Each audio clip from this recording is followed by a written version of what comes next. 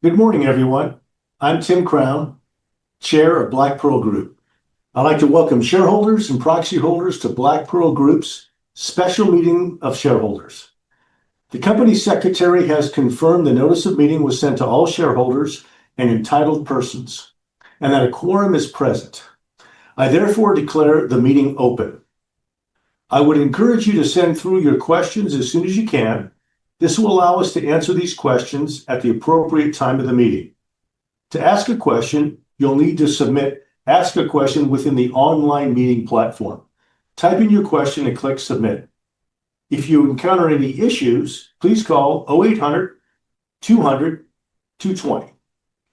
Joining me today are members of the executive management team, Nick, our CEO, Karen, our CFO, and Sam, our CTO.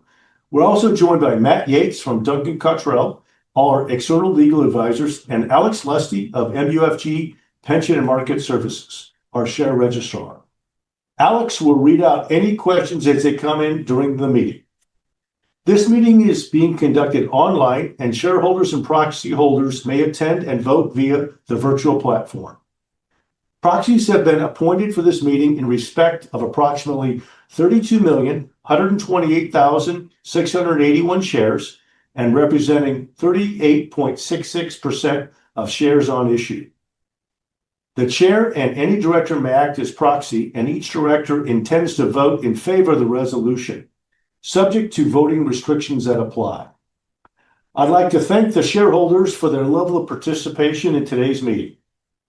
Moving on to today's agenda, it's starting with chair's remarks and a single resolution, questions from shareholders, voting by poll, followed by close of the meeting. Voting will be way of poll via the online platform. Chair remarks. What a year. It's been truly amazing, and I just can't believe the growth of Black Pearl Group. The past few months have been a real turning point for Black Pearl. As of 30th of September, annual recurring revenue reached $19.5 million, up 87% year on year and 39% quarter on quarter. It was our first quarter with all four growth drivers, Pearl Diver, Bebop, B2B Rocket, and Wholesale, operating in parallel, delivering strong, broad-based momentum. We acquired and integrated B2B Rocket and launched our ASX dual listing application, setting the stage for the company's next phase. Black Pearl continues to execute on its strategy and build leadership in marketing and sales AI for the U.S. small to mid-sized business market. As a board, we're very conscious of how we use shareholder capital. We built a reputation for being careful with dilution, and that discipline remains central to how we operate. It's something we're proud of and something we'll continue to uphold. At the same time, we compete in and win in the U.S. market where the pace and scale of investments are very different. To stay competitive, we need to keep our options open and ensure the company can move quickly when the right opportunities come along. Today's resolution is simply about maintaining that flexibility. It ensures that we're well positioned to act if and when it makes sense in a way that protects and supports shareholder value. We're encouraged by the process the team is making and remain focused on sustainable long-term growth. On behalf of the board, I want to thank our people for their hard work and innovation and all our shareholders for your continued confidence in the company. Now, on to the resolution and voting restriction. There is one ordinary resolution before shareholders today, as set out in the notice of meeting. Under NZX Rule 6.3.1, any shareholder and their associated persons who acquired shares in the placement on 19th of August, 21st of August, or October 9th, 2025, is prohibited from voting those shares on this resolution. Any discretionary proxies given to persons disqualified from the voting are not valid. Resolution 1. Ratification of previous share issue under placement, that in accordance with NZX ruling 4.5.1 subsection C, shareholders ratify the issue of 9,267,979 fully paid ordinary shares of BPG on 19th of August, 21st of August, and 9th of October 2025. These shares were issued under placements. All placement shares were issued at 95 cents per share and rank equally with existing fully paid ordinary shares. Ratification replenishes BPG's placement capacity under Rule 4.5.1, restoring the flexibility to issue up to 15% of issued capital in any 12-month period without prior shareholder approval. This enables BPG to move quickly on growth opportunities if appropriate. Failure to pass the resolution would leave BPG with significantly reduced placement capacity until automatic refresh 12 months after the last placement date, limiting any issuance of substance until prior shareholder approval is separately obtained. BPG expects its shares to commence trading on the ASX as a foreign exempt listing by the end of November. BPG has been engaging with Australian investors ahead of the ASX listing and may capitalize on excessive investor demand if an opportunity arises.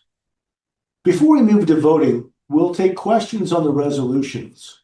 Shareholders can use the platform's question feature to submit questions for today's meeting. If you lodged a question with your proxy form or via the MUFG portal ahead of time, it will be aggregated and addressed. Alex, are there any questions? There are no questions. We'll give it a second here.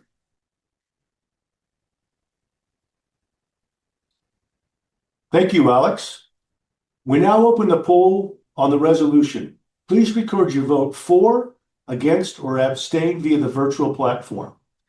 This is an ordinary resolution and will be passed if more than 50% of the votes cast by shareholders entitled to vote and voting are in favor. Voting will remain open until 5 minutes after the conclusion of the meeting.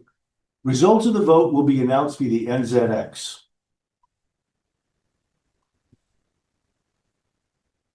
And we have a question from Paul Fraser.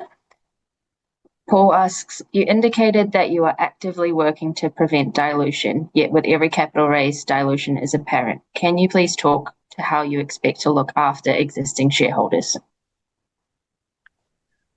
Yeah, I'll jump in and answer that, Tim, if that's all right. So in every share raise we've done, we've given existing shareholders the opportunity to contribute, Paul. So that's a big part of what we've done along the way.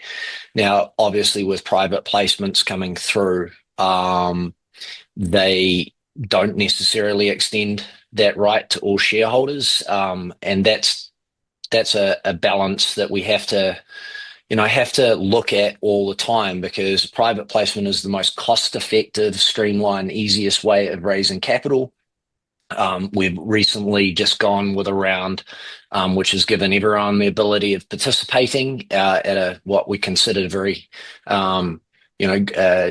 a share price, which I think was good for everyone at that point in time. So these are the sort of tensions we're straddling all the time. It's making sure we have enough capital. We do give people the right as frequently and openly as we can to participate, then thus avoid dilution. So that's how we think about that.